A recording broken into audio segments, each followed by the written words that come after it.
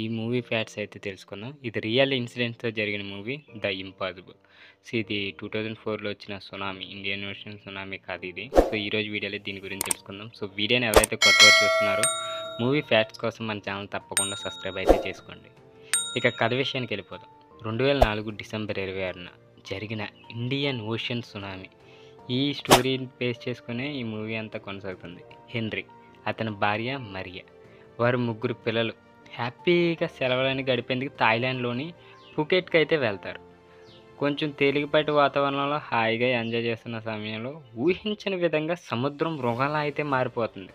మృగం అంటే అర్థమైంది కదా. సునామీ బీభత్సం మొత్తం నగరాన్ని నాశనం అయితే చేసేస్తుంది.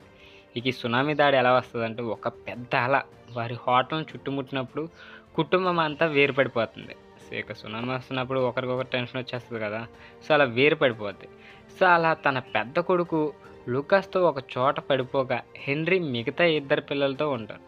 గాయాల పాలైన మరియా లూకాస్ సహాయంతో ఇక బతికేందుకైతే ప్రయత్నం చేస్తూ ఉంటారు వీరిద్దరికైతే తీవ్ర గాయాలతో ఎటు వెళ్ళాలో అర్థం కాక తమ కుటుంబాన్ని అయితే వెతుక్కుంటారు. ఎక్కడున్నారు మా వాళ్ళు ఎక్కడున్నారని. సో ఇక మరియా లూకాస్ గ్రామస్తుల సహాయంతో ఆసుపత్రికి అయితే చేరుతారు. ఇక మరియా పరిస్థితి అత్యంత విషమంగా అయితే ఉంటుంది. మరోవైపు హెన్రీ తన మిగతా పిల్లలను రక్షించుకుంటూ తన భార్య పెద్ద కొడుకును వెతుకుతాడు. ఇక అతను తన కుటుంబాన్ని తిరిగి కలవాలనే ఆశతో ప్రతి మూలను వెతుకుతూ ఉంటాడు. సో ఇక వినాశనానికి మధ్య వారి శ్రద్ధ, ధైర్యం అంచనాల అతీతంగా ఉంది కదా. ఈ పరిణామాలు కుటుంబాన్ని తిరిగి కలుపుతాయి.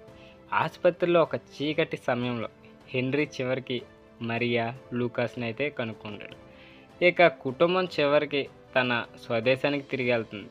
ఈ విపత్తు వారికి జీవిత పాఠాలను అయితే నేర్పించింది. సో ఎప్పుడు ఏం జరిగిద్దో, ఎవరికి ఏమవుతుందో అసలు ఊహించిన విధంగా ఇలా జరిగిద్ది కదా. సో వాళ్ళకైతే ఇంకా జీవిత గుణపాఠంగా అయితే మారుద్ది. ఏమన్నా వెకేషన్కి వెళ్ళినప్పుడు నిజంగా వాళ్ళు ప్రాణాలతో మళ్ళీ తిరిగి బయటకు వస్తారని అసలు అనుకోరు, అంత పెద్ద సునామీ దారి. సో ఆ సునామీ రియల్ ఇన్సిడెంట్సే జరిగింది ఇది. ఈ సినిమా మనకి ఏం నేర్పిద్ది అంటే, మనుషుల మధ్య ప్రేమ, బంధం, ఇక మానవ హెల్పింగ్ నేచర్ ఒకటి, ఇక ప్రాణాలకు పట్టుబట్టే ధైర్యాన్ని చాటి చెప్తుంది.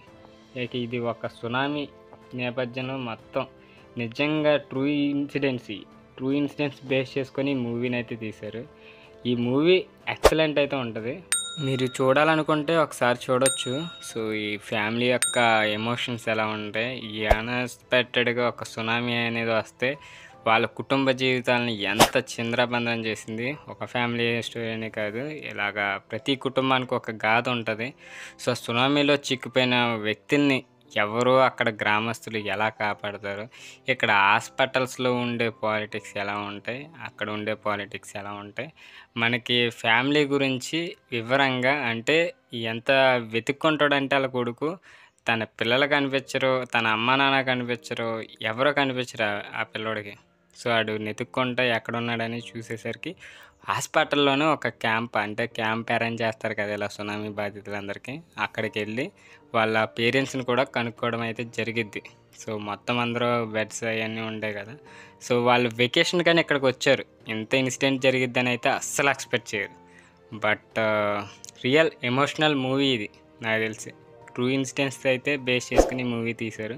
సో ఒకసారి అయితే చూడండి, చాలా బాగుంటుంది. సో వీడియో నచ్చితే తప్పకుండా లైక్ చేయండి. ఇలాంటి మూవీ ఫ్యాక్ట్స్ కోసం మన ఛానల్ తప్పకుండా సబ్స్క్రైబ్ అయితే చేసుకోండి.